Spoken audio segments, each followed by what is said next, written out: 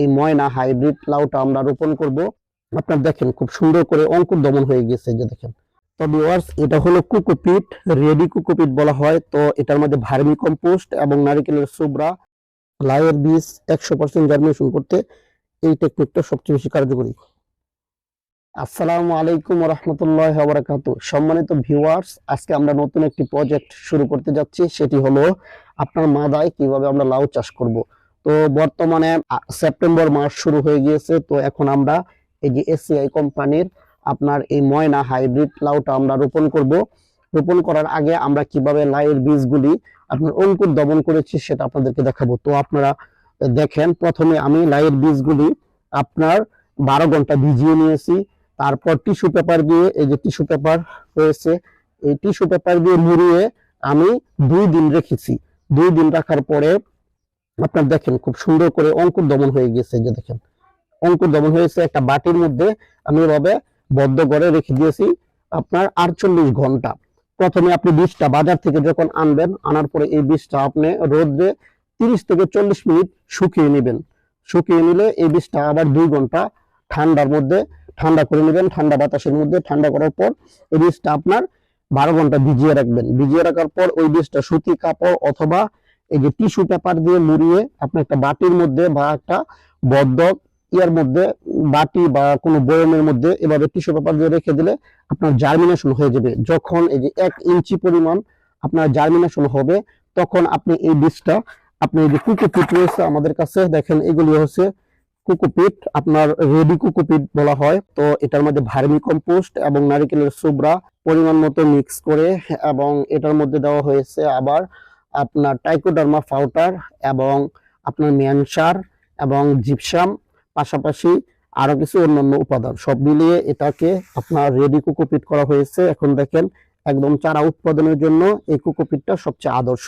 তো কোকোপিট দিয়ে চারা উৎপাদন করলে চারার যে জার্মিনেশন সিস্টেমটা আছে সেটা খুবই ভালো থাকে, এবং পাশাপাশি চারার যে অঙ্কুর দমন ক্ষমতা সেটাও আপনার অনেকটাই ভালো হয়, এবং চারার যে শিকড় ছিঁড়ে যাওয়ার প্রবণতা থাকে, যে নার্সারি থেকে চারা শিকড় ছিঁড়ে যায়, ওইটা কখনো হয় না।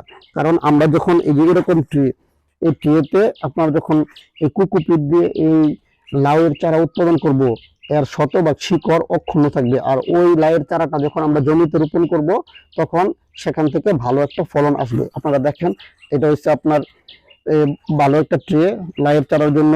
এটা আমরা এখন করব, এই ভার্মি কম্পোস্ট এবং কোকোপিট মিশ্রিত যে কোকোপিট রয়েছে সেটা দিব। তো দেখেন আমরা কিভাবে দিই। এবং এই লাউ চাষটা আপনারা দেখতেছেন, তো আমরা এই ট্রেতে আমরা পরিমাণ মতন এই প্রথমে কোকোপিট দিয়ে নিব, কারণ কোকোপিটের চারা সবচেয়ে ভালো এবং মানে ফলনের দিক দিয়ে ভালো হয়।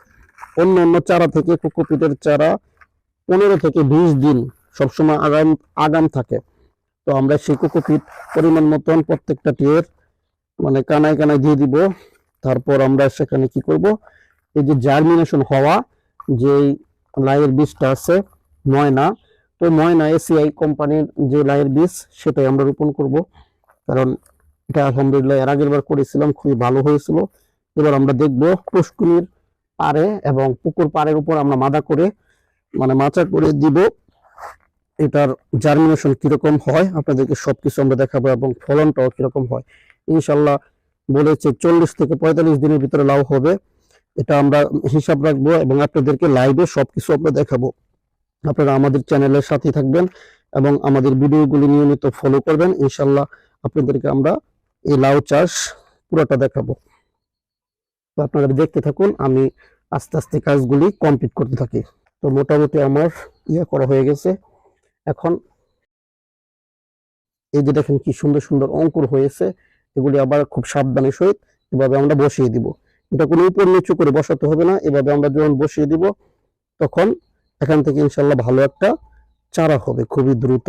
আর এইভাবে আমি যে বর্ষাকালে অনেকবার লাগাইছিলাম, কিন্তু কি হয়েছে জানেন, আপনার এই চারাগুলো মারা গিয়েছে পানিতে, এই জার্মিনেশন হয় নাই। মাটিতে আমি দিয়েছিলাম কিন্তু এইভাবে হয় না। তো এই চারা উৎপাদনের সবচেয়ে আদর্শ পদ্ধতি কিন্তু এটাই, কোকোপিটের মাধ্যমে আমরা এই চারাগুলি প্রথমে উৎপাদন করে দেব। তো দেখেন এভাবে আপনি সবগুলো চারা যদি দিয়ে দেন, যে কোনো চারা উৎপাদন করতে এই টেকনিকটা আপনারা অবলম্বন করতে পারেন। লাউয়ের বীজ 100% জার্মিনেশন করতে এই টেকনিকটা সবচেয়ে বেশি কার্যকরী। অনেকে বাজার থেকে বীজ আনেন কিন্তু সঠিকভাবে চারা উৎপাদন করতে পারেন না, তো তাদের জন্য এই ভিডিওটা খুবই হেল্পফুল হবে। তো ভিউয়ার্স দেখেন, আমরা এখানে সবগুলো চারা দিয়ে দিয়েছি। তো ভিউয়ার্স আমরা এখানে লাউয়ের চারা প্রতিটা গর্তে একটা একটা করে দিয়েছি। তো এখানে আমরা এখন কি করব, কোকোপিট দিয়ে এগুলো আমরা ঘুরে দিব। এখানে চারা হয়েছে 1 2 3। ভিউয়ার্স এখানে হয়েছে 50টা লাউয়ের চারা। তো আপনারা দেখেন এখানে 50টা লাউয়ের চারা মানে উৎপাদন হয়েছে। ইনশাল্লাহ জানি না কয়টা হবে। তো আমরা সঠিকভাবে এটা পরিচর্যা করব এবং কোকোপিট দিয়ে ঘুরে, এই যে কোকোপিট দিয়ে এভাবে আমরা লাউয়ের চারাগুলো ঘুরে দিব। আবার এসিআই ময়না লাউ হাইব্রিড। তো এটা বড় প্যাকেটটা এনেছিলাম, এটা মিনি প্যাকেট, এবং এটা অন্ধকারের মধ্যে আমরা আরো 2 দিন রেখে দিব। তারপর হালকা বড় হলে আমরা ছত্রাকনাশক স্প্রে করব, পাশাপাশি সকাল বিকাল আমরা এখানে পানি দিব স্প্রে করি। আশা করি আমাদের পুরো সিরিজের ভিডিওটা দেখবেন। আমরা এই লাউয়ের আপডেট সবসময় আপনাদেরকে আমরা দিতে থাকবো। ভিউয়ার্স এই লাউয়ের চারা উৎপাদন থেকে শুরু করে লাউ কাছে হওয়ার আগ পর্যন্ত আমরা সবসময় আমরা ভিডিও দিতে থাকবো, এবং কন্টিনিউ আমাদের এই চ্যানেলে আপনারা নিয়মিত এই লাউয়ের গাছের ভিডিওগুলি পেয়ে থাকবেন, এবং কিভাবে চারা উৎপাদন করলাম এবং কিভাবে আমরা এটার পরিচর্যা করি, কোন ওষুধ দেই, কি কি ফর্মুলেশন আমরা এখানে প্রয়োগ করি, সম্পূর্ণ টোটাল ডিটেলস আপনাদেরকে আমরা জানাবো, এবং আপনারা শিখতে পারবেন একটা আদর্শ লাউয়ের মাচা কিভাবে তৈরি করতে হয়, এবং এখানে কি কি রোগ ব্যাধি হয়, এই রোগ ব্যাধি থেকে কি কি ওষুধ প্রয়োগ করলে সমস্যাগুলো হবে না, সব বিষয়ে আমরা ধাপে ধাপে ভিডিও দিব।